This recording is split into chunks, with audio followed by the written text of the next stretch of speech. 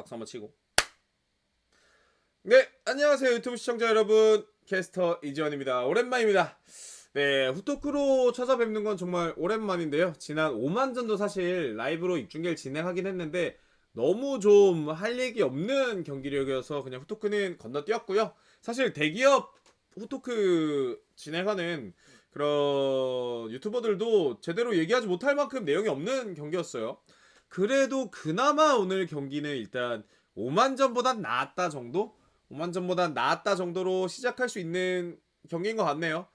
대한민국 대 요르단 월드컵 3차 예선 수원 월드컵 경기장에서 펼쳐졌던 오늘 경기를 입중계를 진행을 했는데 전반 한 20분까지의 흐름이 좋았고 거기서 득점도 나왔습니다. 세트피스 상황에서 이재성의 득점이 나오면서 앞서갔지만 결국 이 리드를 끝까지 지키지 못한 채 그러니까 전반 한 20분 지나면서부터는 조금씩 밀리기 시작했고 결국 전반 30분 박용우의 치명적인 실책이 나오면서 거기서부터 시작된 요르단의 공격이 결국 실점으로 이어지면서 동점골을 내주고 말았습니다. 그리고 나서 후반전에 사실 또 한 10분 15분 정도는 조금 몰아치는 장면이 있었는데 그래도 전반보다 예리함이 조금씩 떨어진 대한민국 대표팀이고 점유율은 유지했지만 어떤 특별한 성과는 내지 못했습니다. 여기에 더해서 어떤 상대 수비수 팔 쪽에 공이 맞는 듯한 장면이 나와서 혹시 페널티킥이 선언되나 했지만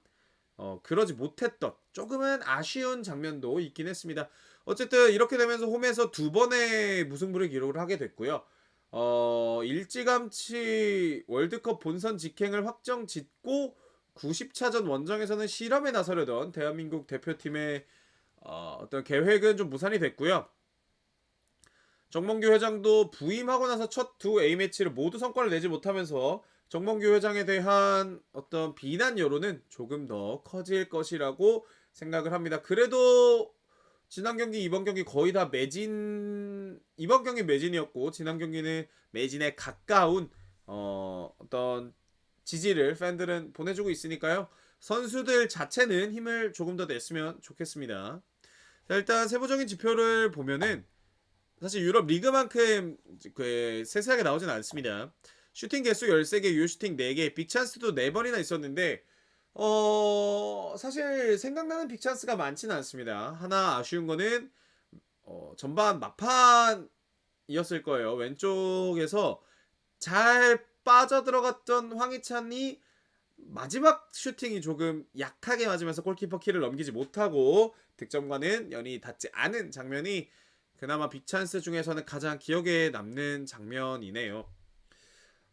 개인적으로는 오늘도 그렇고 오만전도 그렇고 감독이 뭘 했는지는 사실 모르겠어요.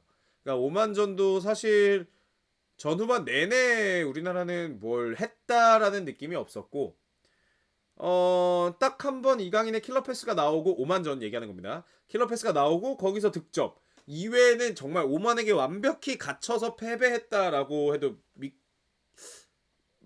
과언이 아닐 정도로 좀 못한 경기였고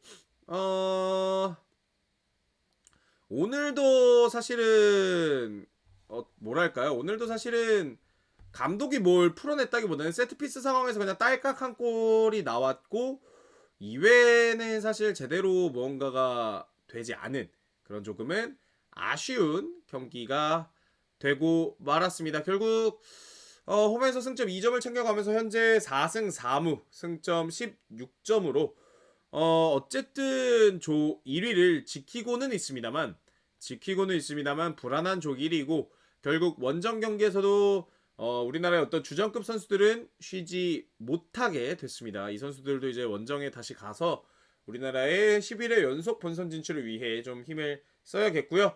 손흥민 선수는 이훈재 감독, 이훈재 코치와 더불어서 대한민국 A매치 최다 출전 선수 공동 3위에 이름을 올렸고 이제 4경기 정도만 더 출전을 하면은 차범근, 홍명보를 제치고 최정상에 서게 됩니다. 손흥민 선수가 단순 출장뿐만 아니라 조금 더 힘을 내줘서 A매치 최다 득점자 이름을 올리는 날까지 조금만 더 뛰어줬으면 좋겠고 좋은 폼을 유지해줬으면 좋겠고요. 감독이 바뀌든 홍명보란 사람 자체가 좀 바뀌어서 뭐가 되든 조금은 팀 컬러의 변화가 있었으면 좋겠고 조금 더 세부적인 전술이 나타났으면 좋겠습니다. 조금 더 재밌는 경기를 국가대표 경기에서 봤으면 좋겠고 개개인으로 따지면은 오늘 이재성 선수는 왜 마인츠의 역사적인 시즌을 본인이 이끌어가고 있는지를 증명한 경기였고 박용우 선수는 조금 여전히 아쉬운 경기였어요. 지난 아시안컵 때도 사실 요르단전에서 박용우 선수의 어마어마한 패스미스들이 나오면서 팀이 패배를 하고 말았거든요. 근데 오늘도 박용우 선수가 결국 질질 공을 좀 길게 끌면서 거기서 공을 뺏겼고 실점의 빌미를 내줬기 때문에 박용우 선수를 쓰려면 확실한 6번이 필요하다는 거를 이제 팬들이 다 알거든요. 근데 팬들이 아는 걸 감독이 모르지 않을 거라 생각을 하고 황인범 선수는 잘하는 선수예요. 잘하는 선수인데 개인적으로 이 선수는 6번보다 8번이 어울리는 선수라 생각하거든요. 그러니까 6번을 제대로 기용해서 박용우를 좀 보호할 수 있게 하거나 아니면 과감히 박용우를 빼고 황인범과 다른 파트너를 세우거나 하는 결단을 좀 내렸으면 좋겠습니다. 박용우 선수 솔직히 너무 못합니다. 난 이 선수가 K리그에서 얼마나 잘했는지 모르겠어. 얼마나 잘했길래 감독들이 그렇게 믿어주고 그렇게 국가대표에 꽂아넣는지 모르겠지만 박용우 선수는 굉장히 국가대표에서 볼 때마다 아쉬운 성적을 내고 있고 쓰기 까다로운 선수는 제대로 쓸 거 아니면 안 뽑는 게 낫습니다. 있으니만 못해요. 왜냐면 쓰기 까다로운 선수 우리가 이제 유럽 축구를 보면 알잖아. 뭐 폴 포그바라든지 아니면은 뭐 조르지뉴라든지 하베르츠라든지 좀 쓰기 어려운 선수는 그렇죠. 지금은 아랍에서 뛰고 있죠. 박용우. 그런 쓰기 어려운 선수는 감독이 진짜 세심하게 써줘야 돼요. 그러지 않으면 이 선수는 정말 팀에게 피해가 갑니다. 박용우의 잘못도 있죠. 박용우가 패스미스를 하고 공을 질질 끈 것도 있지만 더 선제적인 이유를 보면은 박용우를 잘 쓸 줄 모르는데 썼기 때문이야. 근데 말이 안 되는 게 박용우는 울산 HD, 울산현대 소속이었습니다. 홍명보는 울산현대 감독 출신이에요. 박용우를 쓸 줄 모르지 않을 텐데 이렇게 쓴다는 거는 이 감독이 울산현대에서도 선수 파악을 제대로 했다기보다는 그냥 선수 개개인의 기량과 체급으로 찍어 눌렀다는 얘기밖에 안 되겠죠. 그렇기 때문에 사실 홍명보 감독이 선임될 때 정몽규 회장 그리고 인맥 이런 거를 떠나서 이 감독의 전술적인 능력치가 기준 미달이다라고 생각하는 사람들이 많은 거죠. 그러니까 박용우 원두재를 리그에 썼잖아. 근데 원두재가 국가대표에서 경쟁력을 못 보여주는 이상 박용우의 파트너를 누구를 쓸 건지를 생각을 해봐야 되는데 글쎄요. 정말 글쎄요. 홍명보의 전술적인 판단이 매우 아쉬웠고 박용우 선수를 조금 더 적절하게 적합하게 잘 썼으면 좋겠고 확실히 이강인이 빠지니까 교체 자원에서 홍명보가 손 쓸 수 있는 부분이 없다는 것도 드러났죠.